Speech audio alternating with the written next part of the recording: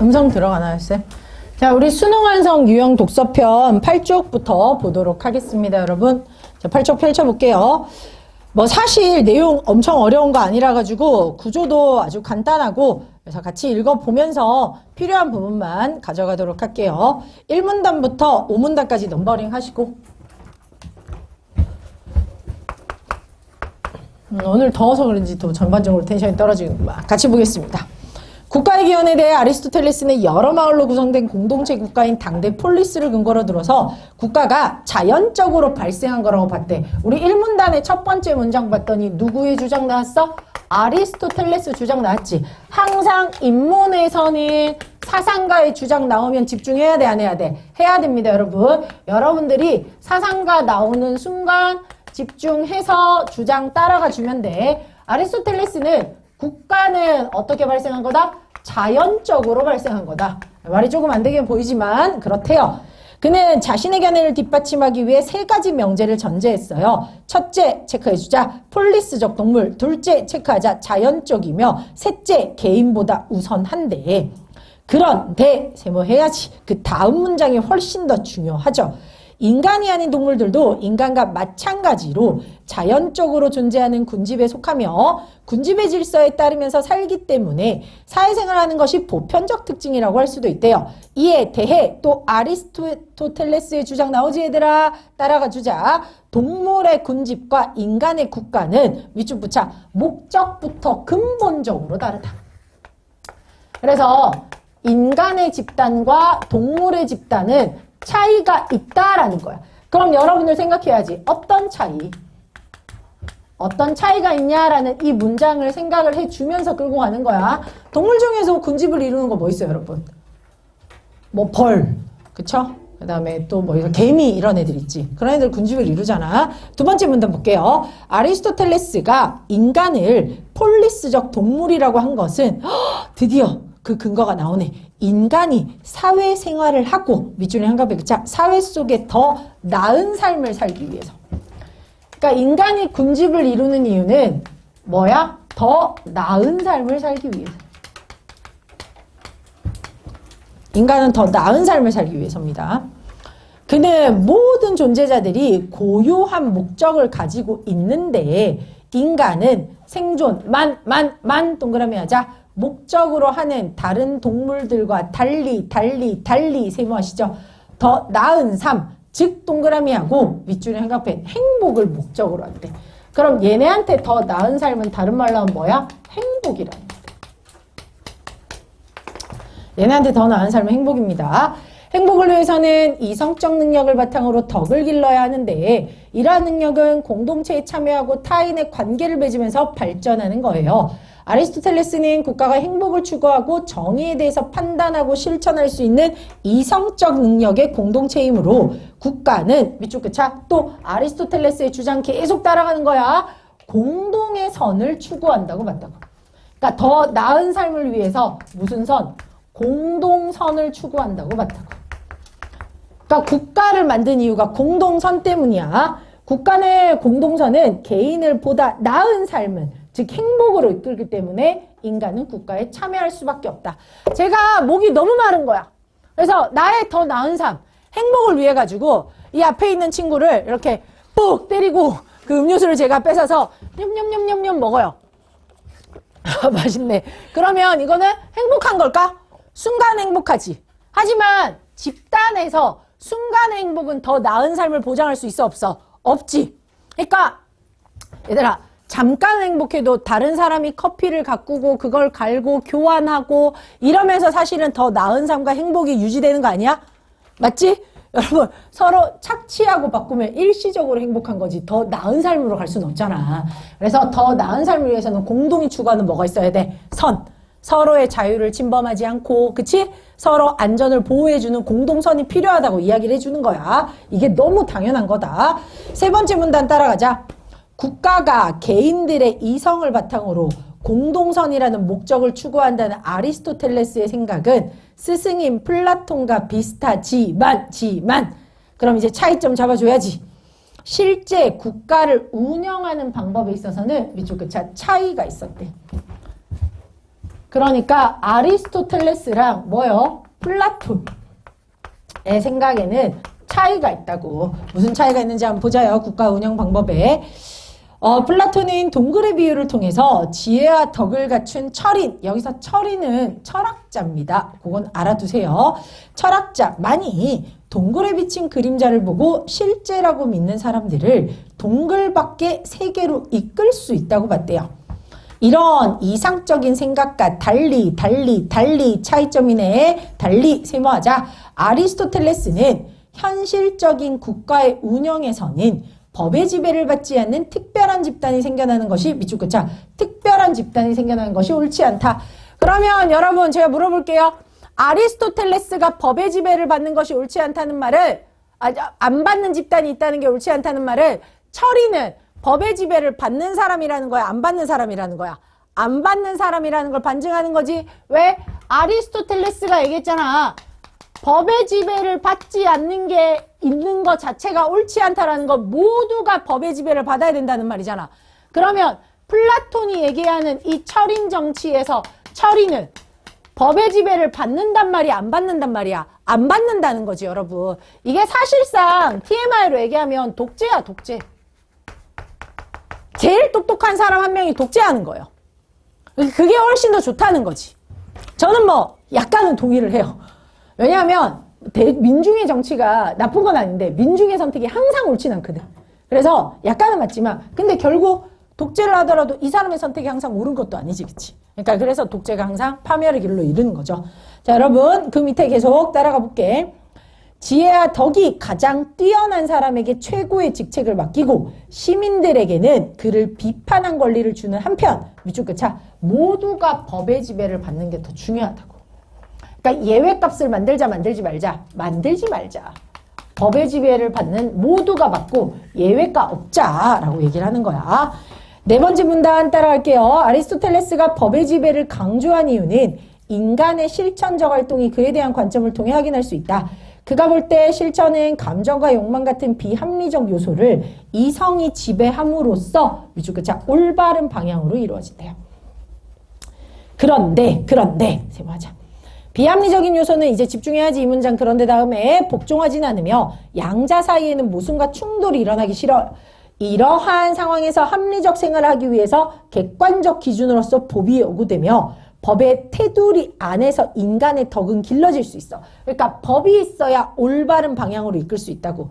훌륭하게 제정된 법은 최고의 권위를 가진다라는 말에서 아리스토텔레스는 제도로서 시행되는 실정법이 국가의 규준이 돼야 된다는 걸 인정했어요. 그렇지만 요거는 TMI로 좀 설명해 줄게. 실정법이 꺽쇠를 걷자 보편적 원리를 기본으로 하는 자연법까지 꺽쇠를 걷자 개념이지. 늘 일치하는 건 아니므로 가깝게 제정돼야 된다는 생각도 포함되어 있습니다. 야, 선생님 한 번만 볼게. 이거는 약간 정말 TMI로 워낙 서양 철학에 자주 나오니까 하나만 가져갈게요. 자연법이랑 실정법을 우리 친구들이 약간은 구분해서 인지할 줄 알아야 되는데 자연법은 말 그대로 인간이 태어나면서부터 그냥 감각적으로 받아들일 수 있는 거야. 그러니까 이 자연법이라는 건 인간이라면 누구나 수긍할 수 있는 테두리 안에서의 법이야. 자, 여러분 나봐. 여러분들 친구끼리 막 싸워요. 제가 다겸이한테 야, 다겸아 한 대 빡쳤어. 야! 이래. 그럼 여러분 뭐해? 뭐 할 거야? 친구를 다시 한 대? 아, 저만 그래요? 여러분 저를 약간 쓰레기로. 여러분 친구랑 자기 친구한테 한 대 때렸어. 그럼 친구도 여러분을 어떻게 돼? 안 때려? 한 대 때리겠지. 혹은 여러분 그렇다고 칩시다. 제가 앞에 있는 친구를 칼로 찔러 죽였어요. 만약 자연 상태라면 응당 뭐지 얘들아? 저도 어떻게 돼야 될까? 죽어. 야, 그건 대답을 잘하네. 여러분 저를 사형을 시켜야 되겠죠. 맞죠? 혹은 여러분 맞잖아요. 내가 남의 물건을 훔쳤으면 그 훔친 거에 대한 그 응당 대응이 있어야 되겠지. 그래서 자연법은 인간은 누구나 눈눈 이에 대한 법칙은 수긍을 해. 그치? 그리고 다른 사람의 자유를 침해하거나 목숨을 침해하면 안 된다는 것도 알아. 그게 자연법이야. 그러니까 침해받는 만큼 갚아주는 게 기본적인 자연이야. 근데 인간이 실제로 정한 법은 좀 예외가 있죠. 그러니까 여기서 실제로 정한 법은 내가 사람을 죽인다고 해서 반드시 나도 죽는 건 아니지. 맞지? 감옥에 한 반년 갔다 올 수도 있고 정당방위로 풀려날 수도 있어요. 맞죠, 여러분? 그래서 자연법과 실정법 사이에는 반드시 뭐가 존재해, 얘들아? 괴리가 존재해. 왜냐하면 법으로 제정하는 과정에서 달라진 부분이 반드시 존재하게 돼 있는 거야. 그러니까 이거는 그냥 알아도, 약간의 스키마로 알아두시는 게 훨씬 더 좋겠습니다. 그럼 계속 따라갈게요. 한편 거꾸로 세모하자. 아리스토텔레스는 하나의 국가가 너무 커지면 국가의 본래적 목적을 실현하기 어려워진다는 점 때문에 운영 원리로 형합의 끝차 복수성과 분할을 중시했다. 그나마 시험에 나온다면 얘가 중요하겠죠. 국가가 커지면 끊어 조건이지 강력한 중앙집권 체제가 필요하며 체제의 유지를 위해서 공동의 적을 만들거나 관련 없는 목표를 만들게 됩니다. 이에 따라 국가의 존재 목적은 변질되어 반면 세모하자. 복수성과 분할이 있는 사회 속에서는 강력한 중앙집권 체제에서 권력자가 은폐했던 도덕적 문제나 위기가 해소될 수 있으며 국가가 흔들림 없이 공동선을 추구할 수 있대요. 그래서 여러분 우리나라도 무슨 분립해? 3권? 분립하지? 분할성 있는 거 맞지? 그래서 여러분 입법부, 사법부, 행정부 분할해서 운영을 합니다. 아시죠? 바로 그럼 1번 풀어보자. 가나 지문에서 풀 때 가만 보고 풀 수 있는 문제 풀고 나 보고 나만 보고 있는 문제 풀어주시는 거 잊지 마세요. 30초 뒤에 바로 볼게.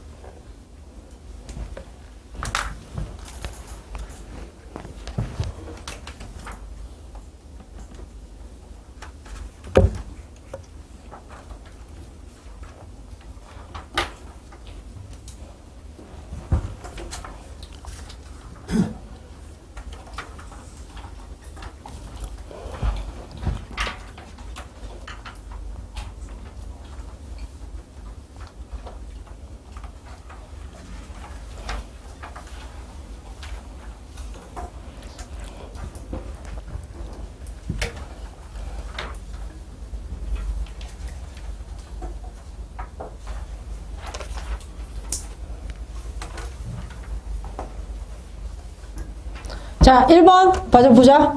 여러분 가에 나타난 아리스토텔레스의 생각으로 적절하지 않은 것은 정답 4번인데 군집을 형성하여 여러분 꺽쇠를 여기다 자 생존이라는 존재의 목적을 실현하는 것. 아까 인간은 뭐를 추구한다 그랬지? 더 나은 삶을 추구한다 그랬지. 그러니까 생존의 목적 자체가 오류입니다. 그쵸 여러분? 그래서 범주 오류까지 잡아놓고 뒷장 넘기도록 뒷장이 아니라 나 한번 보도록 하자. 나는 별로 안 어려워서 빠르게 여러분 형광펜 정도만 몇 개 긋고 그다음에 문제 2개만 풀게요. 나 1문단에서 3문단 넘버링 하고 빠르게 보자. 하십시오. 자, 국가는 서로 다른 가치관이나 목표를 가진 개인과 집단을 포괄하면서 개인이나 집단이 할 수 없는 일들을 수행합니다. 이는 국가가 자연적으로 형성된 것이 아니라 다음이 중요하다 그랬지. 가랑의 차이점이네. 인간에 의해 요청되고 설립된 구성물이라는 것을 의미한다. 밑줄에 한가변 쭉 꺼놓자. 그럼 국가가 인위적으로 이렇게 설립된 구성물을 개인이나 집단의 자유를 제한할 수 있는 권력을 가지고 주고 통치자는 이 권력을 통해서 지배한대요. 국가 권력은 인간의 자유의지로 구성된 사회적 산물인 동시에 인간을 억압할 수 있기 때문에 밑줄에 한가변 끝차 지배 근거에 대한 정당화가 필요합니다. 두 번째 문단 볼게요. 대부분의 국가에서 국가 권력이 효력을 발휘할 수 있는 근거는 현관문자 법률이다. 되게 법으로 억압해야죠. 법률은 도덕과 달리 양심의 호소하거나 인간적 감화를 할 필요가 없습니다. 제도로서 시행되는 실정법은 개인과 집단을 초월해 근거가 되는 강제력을 갖추고 있기 때문에 개인과 집단은 따라야만 해요. 그렇지만 세모하자. 법률에 규정된 물리적 강제력이 권력의 지배를 정당화할 수 있는 건 아니야. 이에 대해 아퀴나스 체크만 한번 해볼까? 이름 동그라미 치지 마라. 이름이 중요한 게 아니다. 그 사람의 주장이 중요한 거야. 지배를 위한 법률의 정당화는 강제력이 아니라 다음 문장 집중하라 그랬지? 밑줄이나 눈으로 보세요. 어떻게 자발적인 수능을 얻어낼 수 있는가에 달려있다고. 그러면 강제력을 정당화하기 위해서는 억압이 아니고 뭐야? 수능을 얻어내야 된다는 거지. 그는 신의 섭리이며 신앙을 통해 인식할 수 있는 영어법 꺽쇠를 올고 닫자 개념이죠. 인간 세계의 보편적 원리이며 이성을 통해 인식할 수 있는 자연법 개념이죠. 꺽쇠를 올고 닫자. 우리가 개념을 꺽쇠로 올고 닫는 이유는 같은 의미지만 다른 표현으로 나올 수 있기 때문이야. 그치? 개념과 정의는. 그 다음에 영혼과 자연법은 인간의 본성인 양심이나 정의에 대한 관념이 부합하기 때문에 그에 따라 제정된 실정법은 정당성을 갖게 된다는 것이다. 아퀴나스는 실정이 자연을 따른다 해도 완전히 구현할 수 없다. 아까 얘기했지 얘들아. 실정법이 자연법을 따른다고 하더라도 괴리가 있어 없어? 무조건 괴리가 있다고 차이가 있다고 얘기했다. 그렇지만 세모할게요. 영원법과 자연법에 가깝게 함으로써 자 형광펜 끝차 국가가 공동선을 지향한다는 생각을 모두가 공유한다면 지배를 정당화할 수 있다고 봤어요. 그 다음에 하나 더 형광펜 끝게 정당화해야 될 또 다른 문제는 형광펜 끝차 권력을 행사하는 사람이다. 별 내용 없이 약간 학습한다 생각하십시오. 두 번째, 세 번째 질문이 좀 더 중요해. 아퀴나스는 권력자를 결정하는 방법보다 더 중요한 건 도덕성이다. 보통의 국가에서는 실정법이 정한 정처에서 권력을 가지고요. 군주제에서는 왕이, 민주주의에서는 투표, 이런 사람이 권력을 가집니다. 민주주의에서 투표는 구성원으로부터 나온다는 걸 표상 드러내기 때문에 군주제보다 더 좋은 제도로 보이지만 얘들아 많이 뽑힌다고 해서 도덕성을 담보하나요? 아니죠. 제가 얘기했죠. 몇 년 전에 서울시장에서 허경영 씨가 3등이 됐다고. 1등이든 상등. 서울시장 후보 중에서 허경영 씨가 3위로 득표를 받았다는 거. 세 번째로 도덕성이 뛰어나다는 뜻이야? 아니지. 제가 그때 3학년 애들한테 물어봤어요. 허경영 씨 왜 뽑았니? 이러니까 허경영 되면 1인당 1억 5천 준다 그랬대. 그래서 그걸 믿니? 이러면서 내가 막 그랬었는데 똑같죠 여러분. 도덕성을 담보하는 건 아니잖아. 아퀴나스는 권력자가 도덕적이며 공동선을 이끌 수 있다면 국가 권력이 뭐가 될 수 있다? 정당화될 수 있다고 봤다고요. 투표로 뽑힌 사람이라고 하더라도 사람들에게 양심에 어긋난 일을 강요하거나 공동선의 추구를 가로막는 폭군이라면 당연히 조건 우리 이번 했지 그 자리에서 끌어내야 한다고 보았다. 그래서 이러한 동그라미 할게 행위 없이 정당화되기 위해서는 공동체이고 더 나은 결과를 가져올 하는 명분이 있어야 되고 그래서 아퀴나스가 폭군 통치하에서 기대가 없다면 용인해야 된다고 본 것도 정당화될 수 있다는 걸 말하는 것이다. 그래서 별 내용 없기 때문에 뒷장 넘겨서 2번이랑 4번만 빠르게 풀고 넘기겠습니다. 그런 것은 여러분 이거 너무 4번인 거 본문 그대로 있지? 그래서 얘는 크게 해설하지 않고 4번 문제 같은 거 풀 때 이번에 우리 17번 문제, 16번 문제죠. 16번 문제도 사실 크게 다르지 않은 유형이지. 그래서 이런 거 풀 때 거기다가 써봐 얘들아. 선지 먼저, 그 다음에 보기 대응 나중. 선지를 일단 먼저 보시고 보기에 올라가서 일치 불일치로 판단하는 겁니다. 아시겠지? 거기다 쓰세요. 일치 불일치. 선지 먼저 보고 보기 올라가서 일치불일치로 판단을 해주세요. 자, 같이 한번 볼게. 플라톤은 기역과 리을에 동의하겠군. 기역, 리을이 플라톤과 일치불일치인지 봐야 되는데 얘들아 잘 봐. 전범위 다 볼 필요 없이 어디에 집중해서 보냐면 부사어나 관용어 즉 수식하는 말 위주로 보면 돼. 알겠어? 그러면 기역 볼게. 국가를 이끌 지도자라면 얘들아 우월한 도덕성이라는 거 보이세요 여러분? 그럼 플라톤 기역 정도에는 동의하겠지?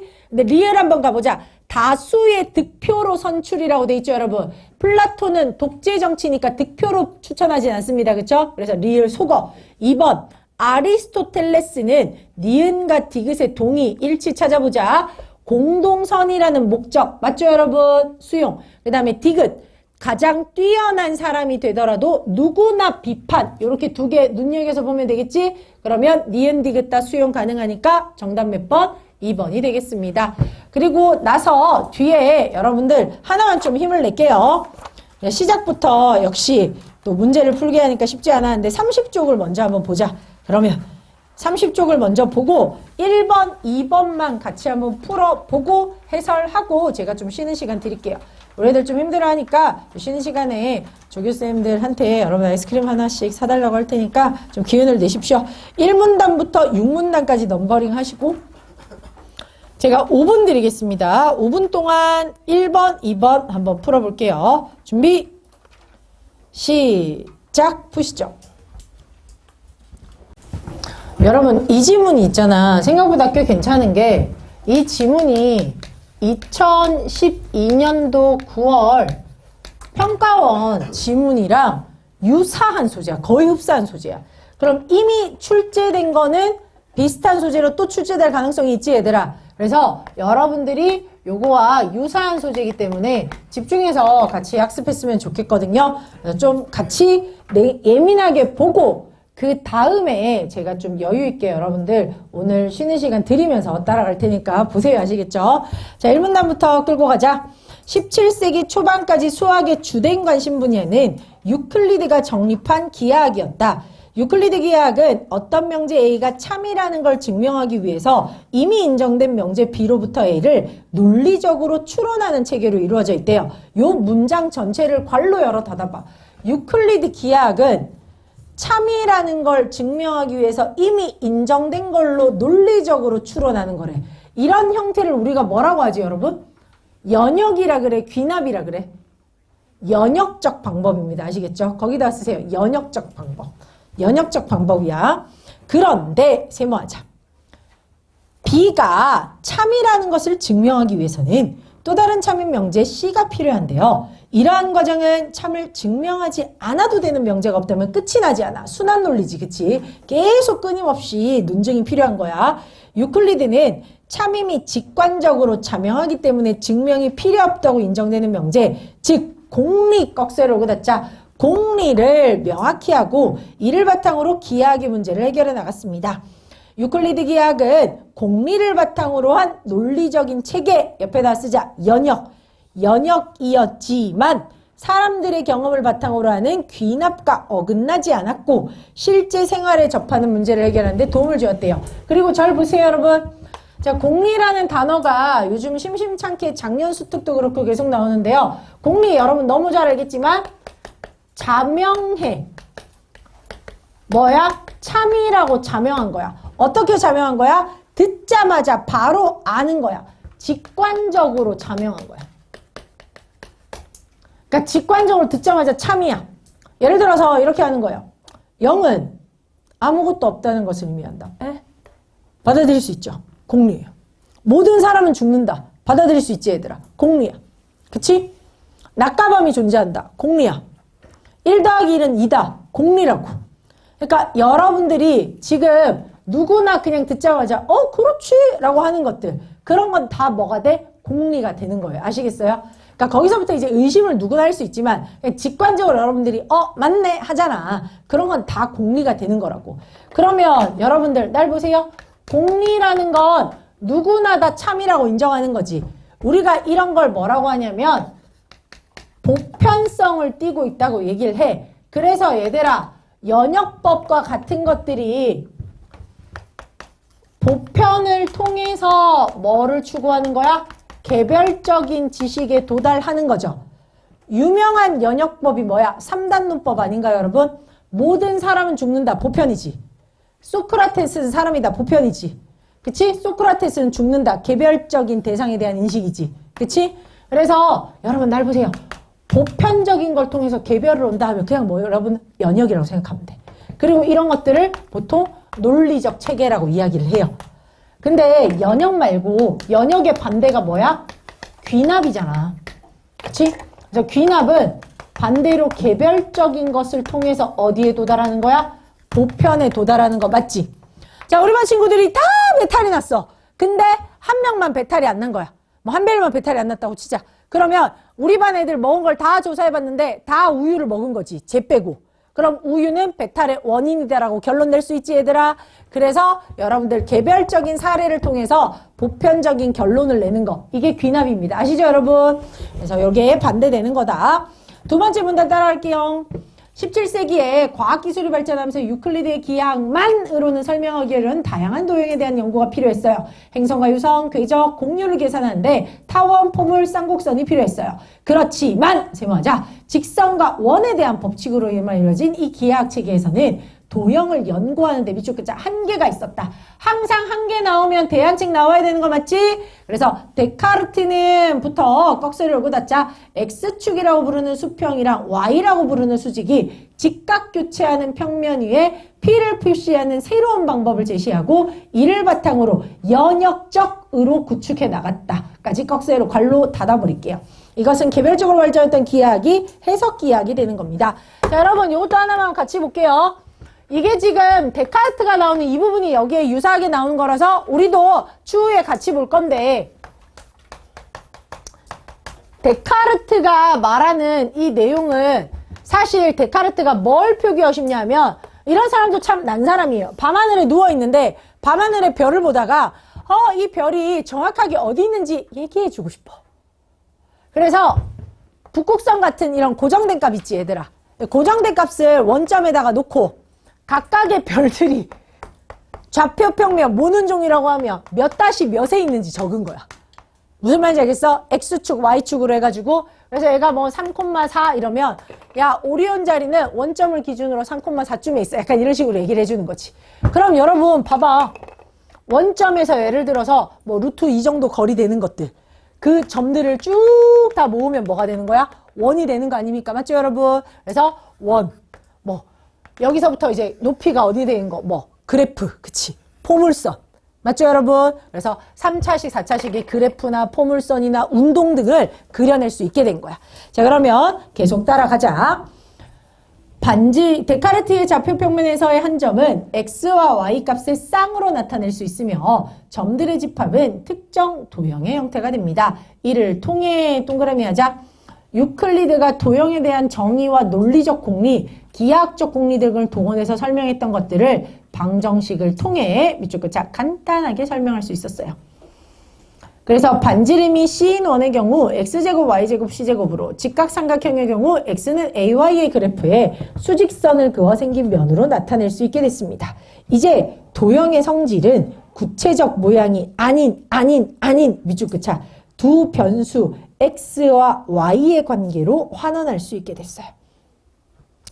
그러니까 변수가 몇 개? 2개인 걸로 환원할 수 있게 됐다고. 왜? 평면이니까. 한편 거꾸로 세모하자. 도형을 대수적으로 표현할 때 집중하세요. 방정식을 만족하는 모든 점은 방정식이 나타내는 선에 존재하는 거 맞지 얘들아? 맞잖아. 방정식을 만족하니까 그 선에 존재해야 되는 거 맞지? 방정식을 만족하지 못하는 점은 그 선에 존재할 수 없어. 그러면 방정식을 무한하게 생성할 수 있으면 그만큼의 선과 도형이 존재하는 거 맞지 얘들아? 맞지? 그래서 대응하는 게 있다고 하므로 기하학으로는 기술학이었던 도형에 대해서도 해석하고 기술할 수 있었대요. 그런데 세모하자. 이게 중요하네. 기하학과 대수학이 하나가 되면서 대수적으로는 가능하지만 이제 또 다른 문제가 생겼어. 밑줄 긋자. 시각적으로 구현하기 어려운 것들이 생겼다고. 그러니까 평면에서는 가능해요. 근데 대수 방정식에서 x, y, z의 세 변수가 있는 방정식은 데카르트 평면에서 하나의 축을 더 만들어서 세 변수의 조합을 나타낼 수 있고요. 이 방정식을 만족하는 점들은 3차원의 입체 도형으로 나타납니다. 그런데 세모하시죠? 4개의 변수가 있는 대수 방정식의 경우 끊어봐. 데카르트 좌표계로 밑줄 긋자. 시각화하기는 쉽다 어렵다? 어렵다. 이게 아니겠지. 자 여러분 평면은 변수가 몇 개야? 변수가 2개잖아. 맞죠? 여러분 그 뭐지? 축이 3개가 있는 거 평면에 입체라고 할까 그냥? 평면에 높이가 하나 더 들어가서 공간을 구현하는 거 있지? 그럼 이건 변수가 몇 개면 돼? 3개면 되지. 여러분 보세요. 납작한 평면에 이렇게 직교하면 어때? 부피가 생기는 거 맞지 얘들아? 부피가 생기죠 여러분? 그래서 여기서 구를 만들 수 있는 거잖아. 맞지? 그래서 직교하게 되면 높이를 만들어. 근데 여기에서 변수가 하나 더 들어가는 거. 이거 어떻게 만들 거냐는 거지. 맞죠 여러분? 이 문제가 생기죠? 4개의 변수를 어떻게 시각화할 거냐.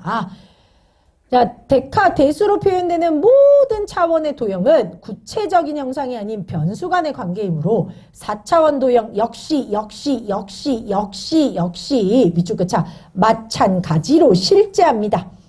단지 2, 3차원의 위치를 파악해서 시각화하는 것이 가능하지만 실제하지만 시각화하기 어렵다고요. 그럼에도 불구하고 사람들이 4차원 이상의 도형을 생각하면서 겪는 어려움은 정신적으로 구성하는 것과 시각으로 인식하는 것을 혼동하는 데서 발생해요. 그리고 날 봐. 하나만 설명할게. 이건 좀 인지를 해줘라. 여러분, 우리가 사는 세계는 몇 차원의 세계야? 여러분, 우리 애들 왜 자꾸 말을 잃었지? 한 3주 전부터 언어를 잃었어. 여러분, 우리가 사는 세계 몇 차원의 세계예요, 여러분? 4차원의 세계야, 4차원의 세계. 에? 쌤?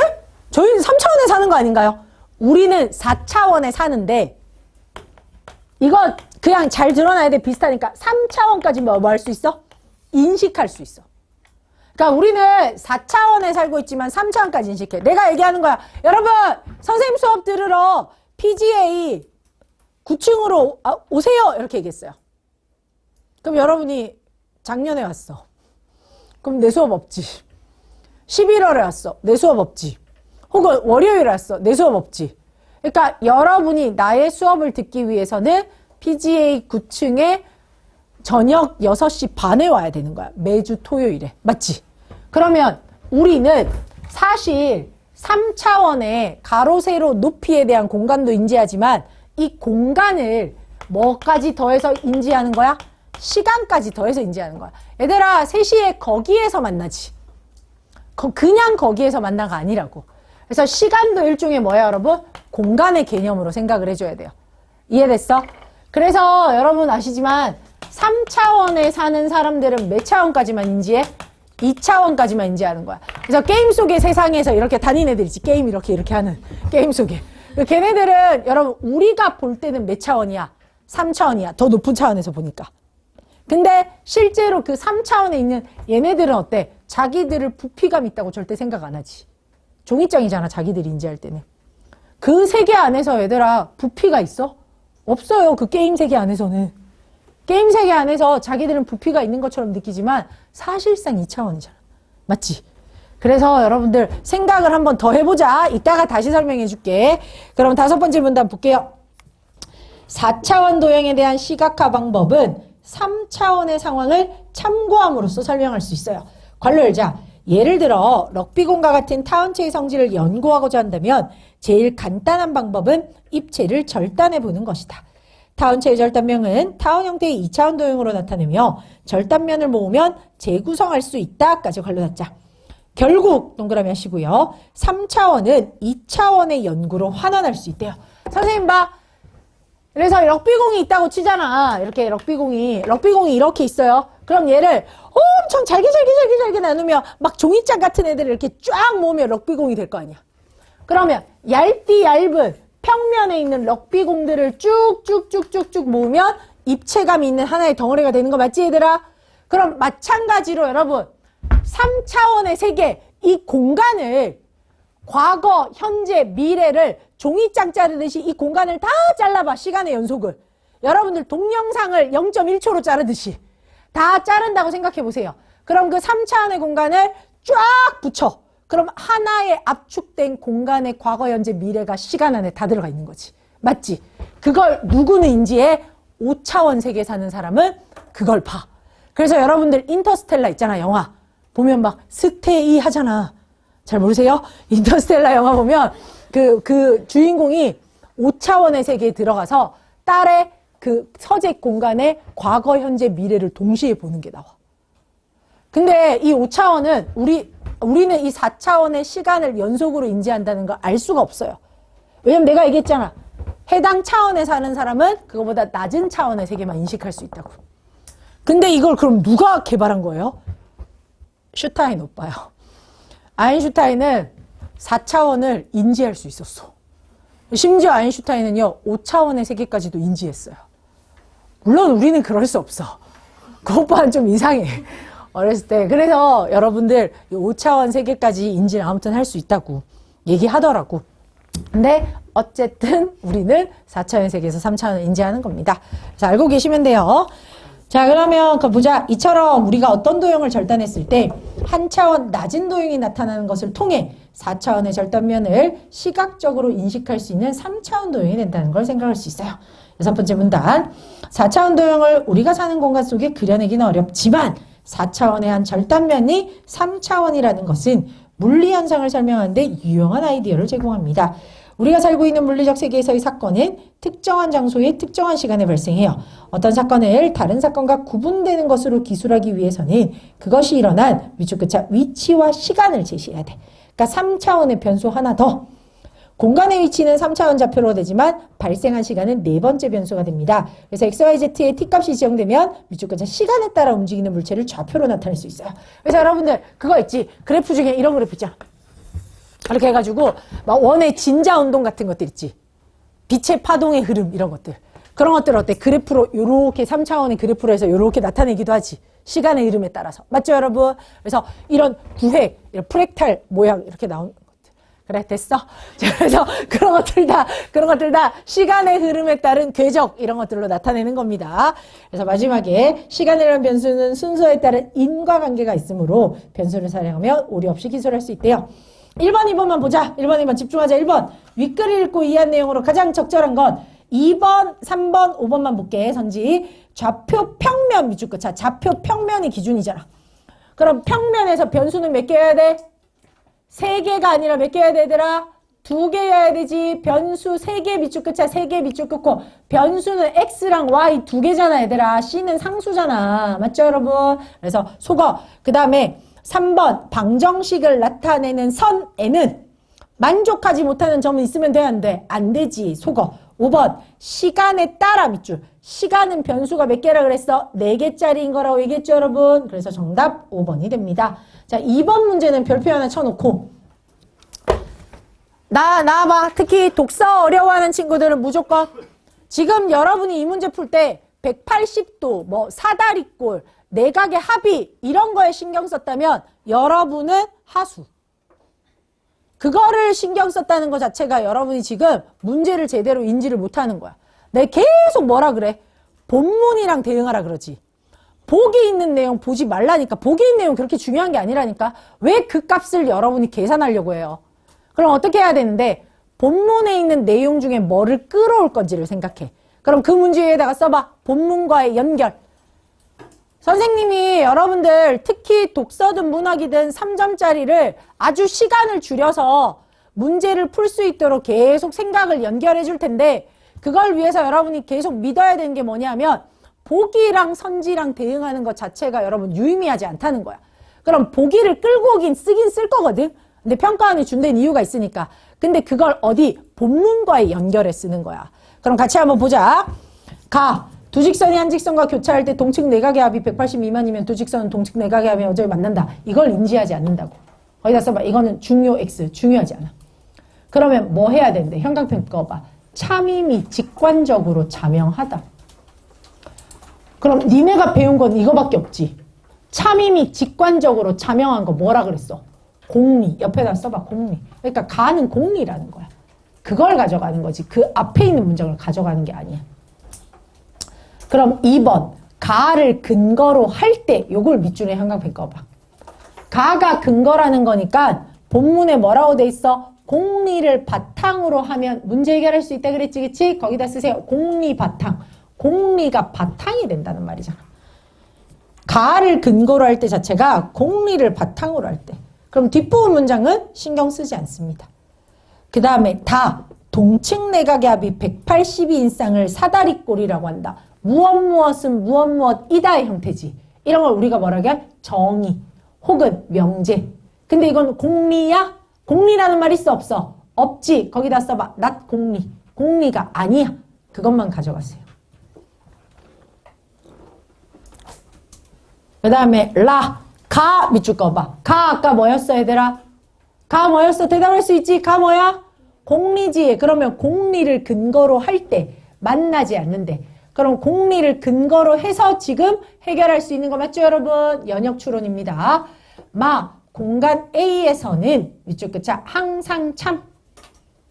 공간 B에서는 참인 것은 아니다. 요거 그냥 차이점만 잡아 놓을게요.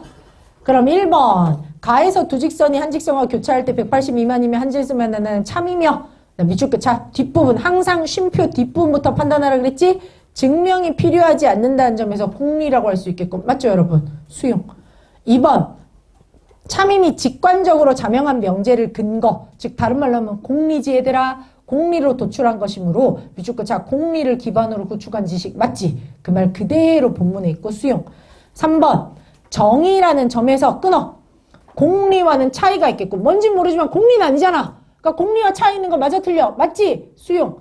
4번 라가 참이라는 걸 증명하는 과정에서 공리로 인정되는 명제가 없다면까지 끊어봐.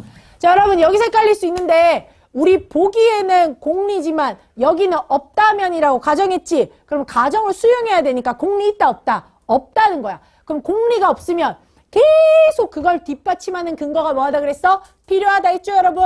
그러니까 근거가 필요하겠고 맞지? 수용할 수 있는 거야. 선지의 전제를 조건으로 수용했을 때 뒤에 결과가 맞는 거예요. 그럼 5번 가가 참이라면 명제는 A에서는 공리가 될 수 있지만 공간 B에서는 모두 참이 되어야 공리로 인정. 밑줄 끝차. 얘들아 공리는 어떻게 참이라 그랬지? 직관적으로 참이라 그랬지. 조건에 완료되어야지만 참인 건 아니야. 그쵸 여러분? 거기다 쓰자. 본문 위배. 본문의 조건에 위배되잖아. 그러면 정답 몇 번? 5번이 되지.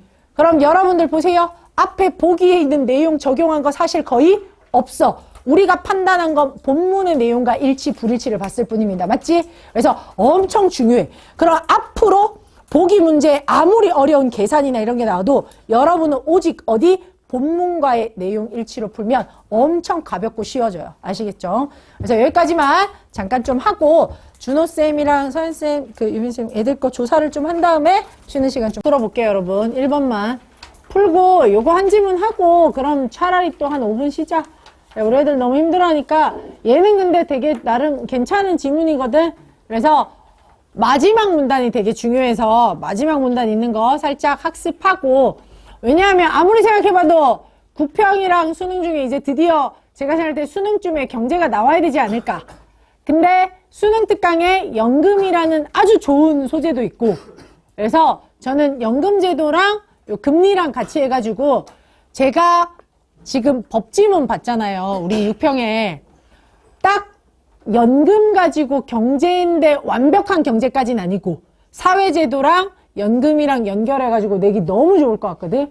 그래서 저는 이 지문이랑 수능 특강에 있는 2번 지문이랑 같이 해가지고 잘 학습해 두면 여러분들 유의미하지 않을까 싶어요. 그래서 필요한 스키마 살짝 한두 개 정도 가져가되 우리 요 지문 한 4분 정도 놓고 오늘 이렇게 3가지 정도만 일단 가볍게 봅시다. 그래서 다음 주에는 난도가 조금 높아지거든, 지문이. 그래서 요 유형편까지만 가볍게 볼게. 4분 드리겠습니다. 준비.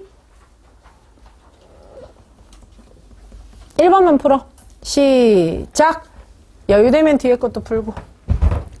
짜잔. 자, 여러분 같이 경제지문 들어가 보도록 할게요.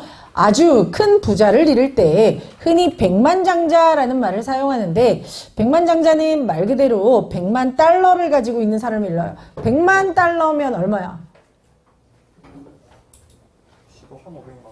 1,500만 원이요? 너무 가난하잖아. 10억 아닌가? 10억이지 10억 100만 달러 아닌가? 1십, 100, 1000만, 1000만, 1억, 10억이죠 10억 1950년대까지만 하더라도 100만 달러는 무엇이든 살 수 있는 어마어마한 금액이었지만 현재는 뉴욕에서 집 한 채를 사기도 어려운 금액입니다. 여러분 뉴욕의 보통 집값이 지금 저렴한 건 100억, 200억, 한 1000억 정도는 돼야 돼요. 여러분 제가 인터넷에서 봤는데 요만한 영국에 방이 하나 있더라고. 이제 런던에 있는 방인데 침대가 하나 있고 문이 따로 없이 변기랑 세면대가 있어요.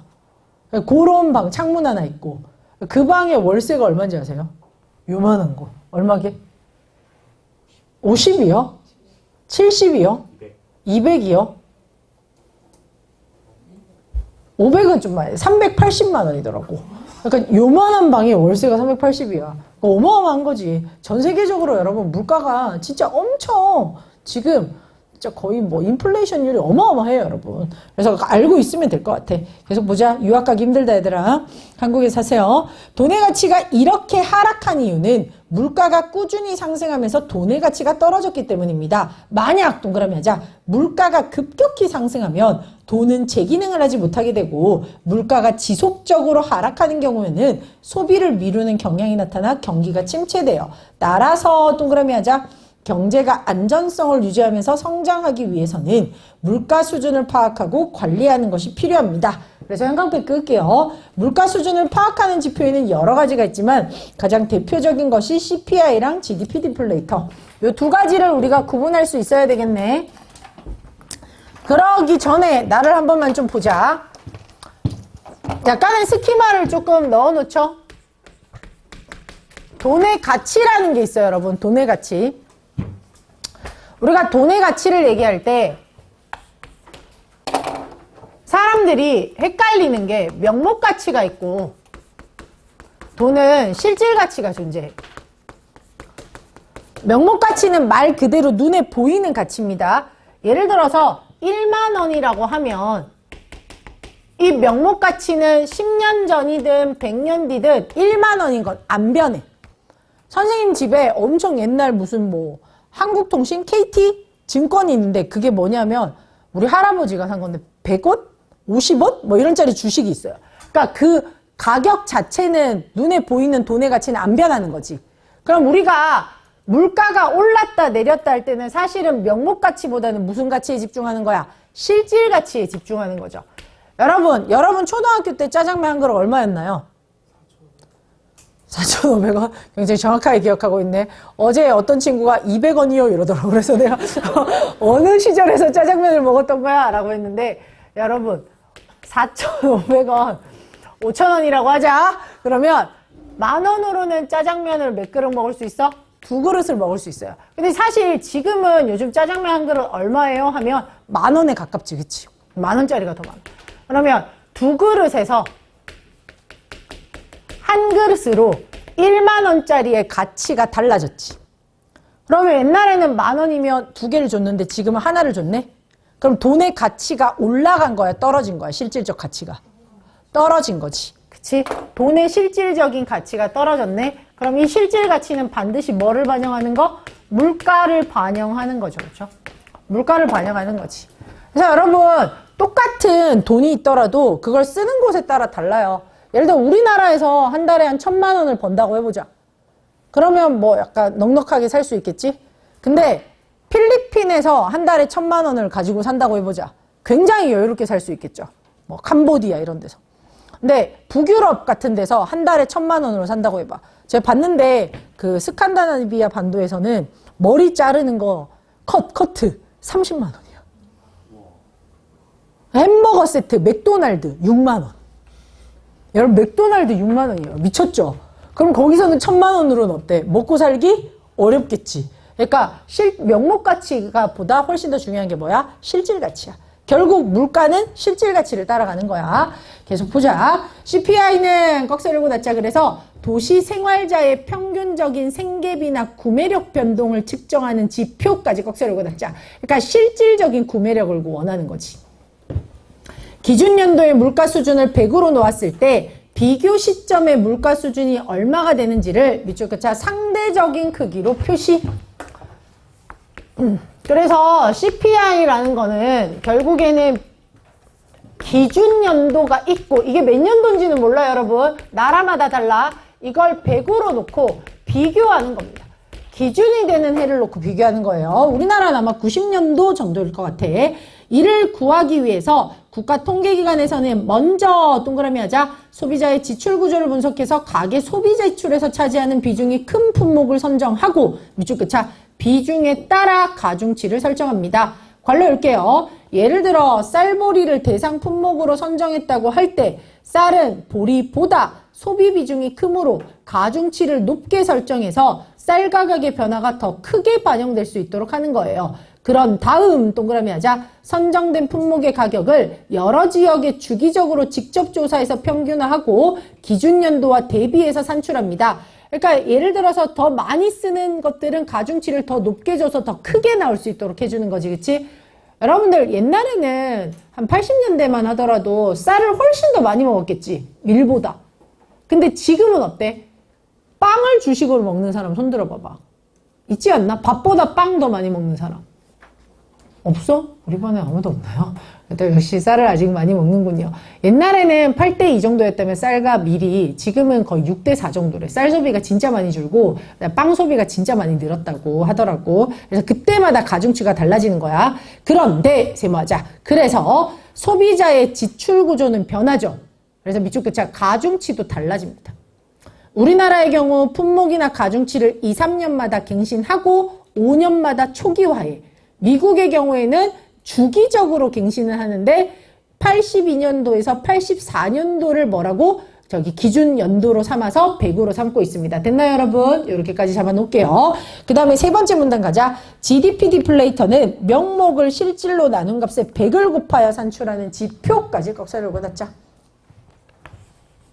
그래서 GDP 디플레이터 요거 끌고 갈 건데, 명목 GDP는 조사기간 내 국내에서 생산된 모든 최종 생산물의 수량의 가격을 곱하여 산출한 값까지 꺽쇠를 걷었고, 명목 GDP의 변동에는 최종 생산물의 수량과 가격 변동이 함께 작용하기 때문에 물가 상승으로 인한 착시 현상이 일어날 수 있어요. 실질 GDP는 꺽쇠를 걷었자 가격을 기준 연도로 고정하여 변동분을 제거한 것으로 경제 성장률을 산정할 때 사용하는 지표까지 꺽쇠를 걷었자 그러므로 동그라미 하자.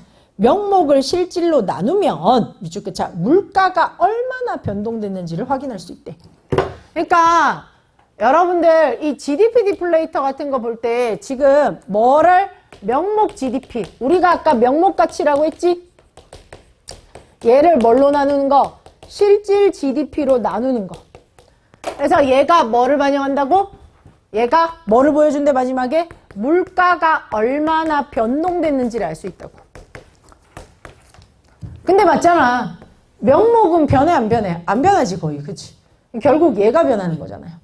그쵸? 얘가 훨씬 더 크게 달라지는 거지.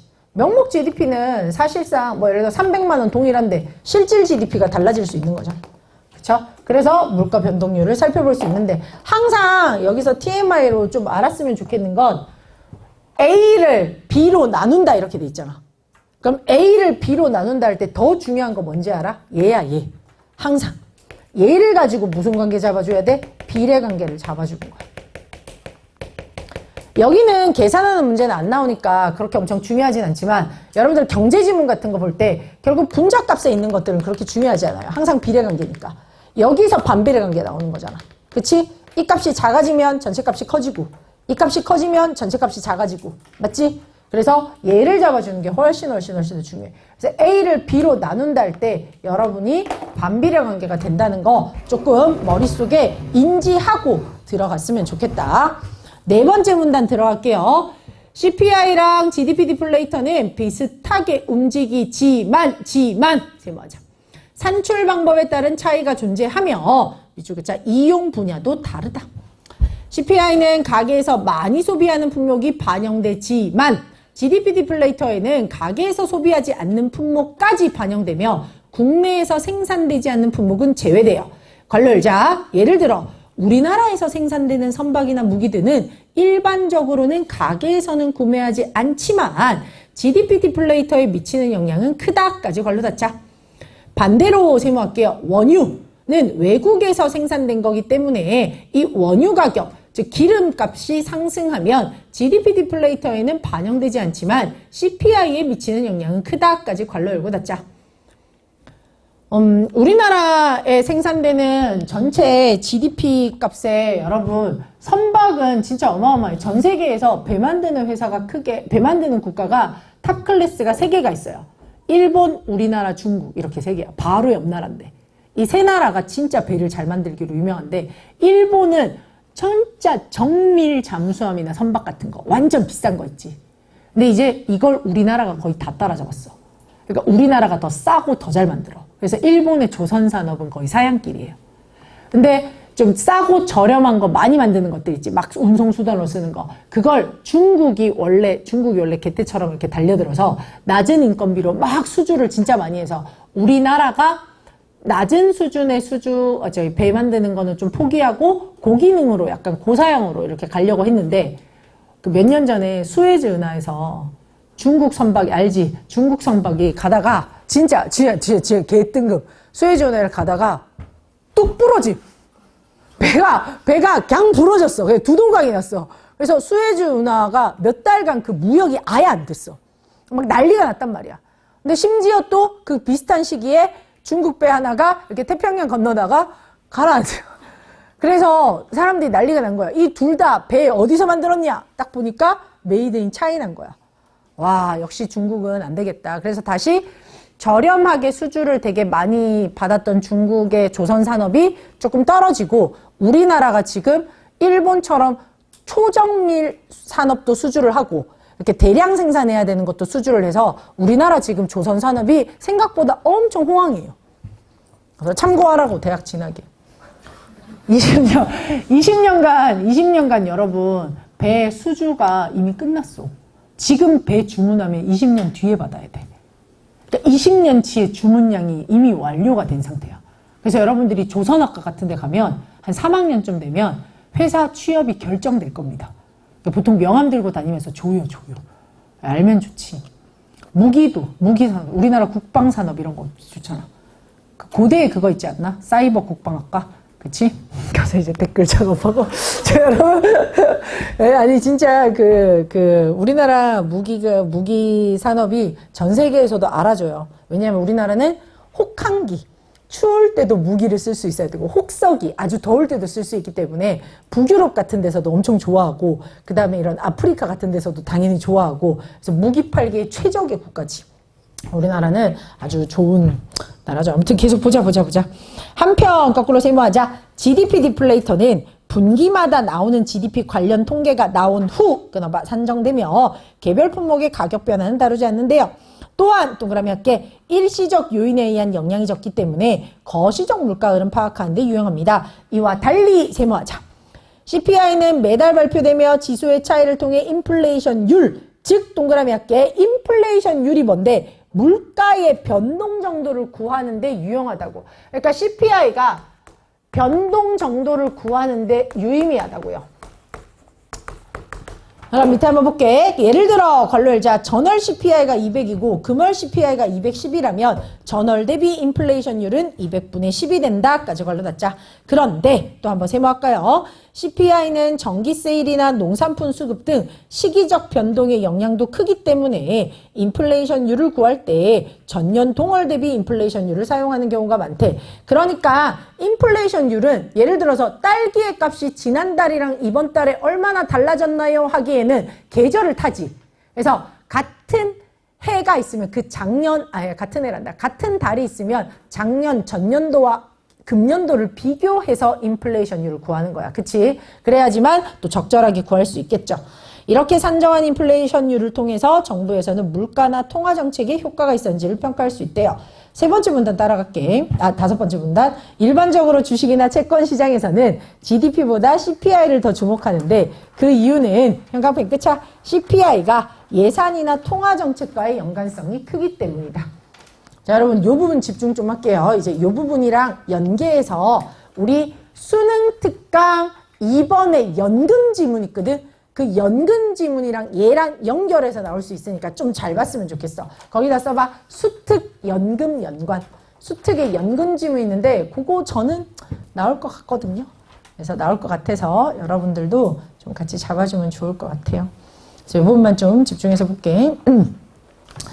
예산 편성에서 중요한 상승은 연금이나 기초생활보장비인데 이는 CPI랑 연동되어 결정됩니다. 그리고 시중의 유동성이나 경기 상황에 따라서 기준금리를 조정하게 되는데 현관표 끝차. CPI는 금리 정책을 결정하는데 가장 중요한 참고자료예요. 아까 CPI가 뭐라 그랬어? 물가 변동률이지. 여러분, 물가가 얼마나 달라졌냐에 따라서 금리 결정하는 거 너무 당연한 거 아니야? 여러분, 시중에 돈이 있어요, 여러분. 시중에 돈이 엄청 많이 돌아. 우리가 이걸 다른 말로 뭐라 그래? 유동성 증가라 그러지. 돈이 엄청 많이 증가하게 되면 시중에 돈이 많이 늘어나니까 물건 가격들도 많이 올라갈 거 아니야. 그럼 인플레이션율이 올라가겠지. 물가가 올라가는 거잖아. 그럼 물가 상승률이지. 물가가 많이 상승하게 되면 그러면 경기가 과열되겠죠. 그럼 이 경기 과열을 멈추게 하기 위해서 뭐가 필요해요, 여러분? 금리를 인상시켜야 되는 거 맞지? 그래서 물가가 과도하게 상승하면 금리를 상승시켜서 이거 정책이야. 근데 이건 알아야 돼. 금리를 상승시키는 건 정책이고 물가가 상승할 때 시장에서는 금리를 더 떨어뜨려요, 여러분. 반대야. 정부의 정책과 시장의 정책은 반대인데 어쨌든 그건 지금 생각하지 말고 금리를 정부가 올리겠지. 그러면 시중에서 돈을 많이 가지고 있던 사람들은 은행의 금리가 높아지니까 은행으로 돈이 회수되는 거 맞죠, 여러분? 그리고 또 대출을 많이 했던 사람들도 이자율이 올라가니까 돈을 회수할 수 있게 되는 거지. 그래서 여러분, 시중의 돈은 돈의 유동성을 떨어뜨려서 물가 상승률을 안정시키는 겁니다. 그래서 알고 계시면 돼요. 밑에 한번 보자. 미국의 경우 양적 완화, 돈의 양이 많아지는 거에 따른 유동성 증가, 밑에다가 쓰자. 돈의 양 증가. 좀 머릿속에다가 유동성이 증가하는 걸 돈의 양이 증가하는 거라고 쓰세요. 물가가 상승했는데 22년 6월에는 전년 동월 대비 CPI 인플레이션율이 밑줄 긋자 8.6%에 이르렀어요. 그러자 중앙은행에서는 0.25씩 조정하던 기준금리를 한 번에 0.75 올렸어. 왜? 물가 상승률이 너무 과도하니까 그거 낮추려고 그랬겠죠, 여러분. 자이언트 스텝을 단행했어요. 그 결과 동그라미 하자. 주식시장에 투자된 자금들 밑에다가 써봐. 금리 반영. 금리가 반영되는 거야. 이 자금들이 높은 금리를 찾아. 그럼 주식시장에 투자된 자금들은 물가 상승률이 그만큼 떨어지니까 이득을 많이 못 보는 거지. 그래서 높은 금리를 찾아 채권시장 밑에다가 쓰자. 금리 고정. 주식시장은 금리에 따라서 변동하는 거고요. 채권시장은 금리에 따라서 변동하지 않고 고정되는 거 맞지? 그래서 이탈하면서 주가가 하락한 바가 있습니다. 마지막 6번째 문단 볼게요. CPI는 여러 가지 면에서 평가비교차 유용한 지표이지만 한계도 있다.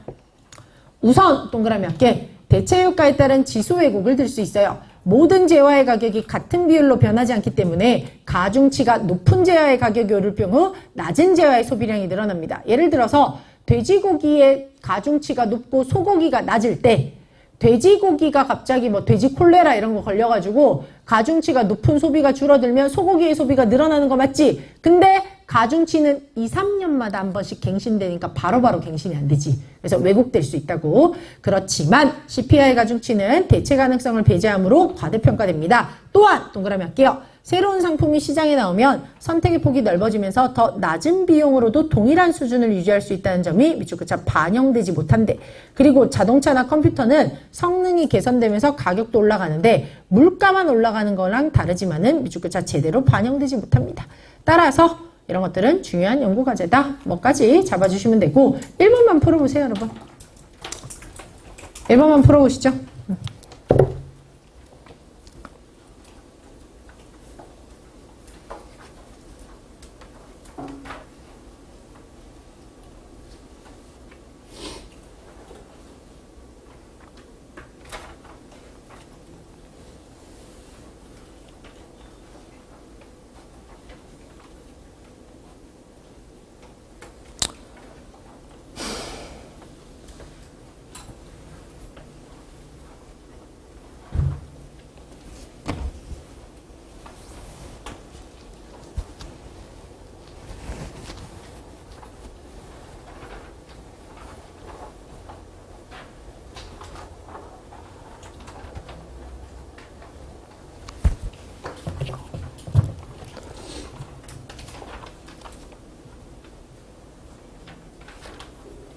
얘들아 1번인 거 너무 쉽지? 그래서 여기까지만 하고 우리 그 교재 좀 새로 나눠 줄게요. 교재